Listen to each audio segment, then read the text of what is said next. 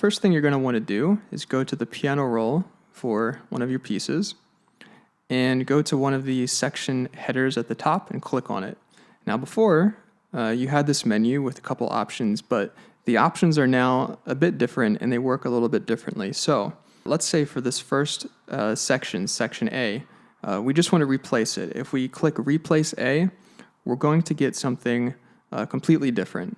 It's not going to be related to any of the material in the piece right now. So let's just say that that's what we want. I'll click replace A and that'll give us something new. Moving on to section B, if we click it again, if we click regenerate B, this is going to give us essentially a variation of this section. So it's not going to give us something new, it's not going to give us anything else, it's going to just have another go at the same material. So let's say that's what we want. We'll now get a variation of the B section.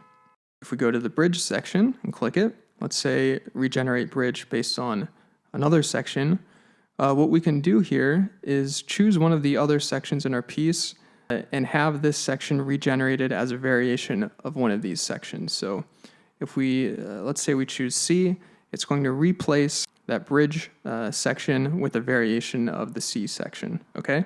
And then finally, for this A1, let's say we want to get rid of it, we click delete A1.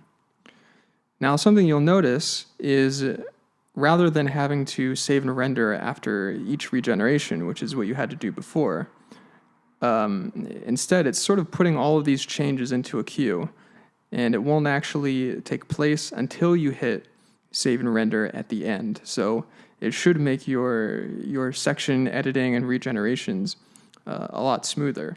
In addition to making these changes, you can also change your instrumentation, you can change the mixing, you can change your tempo.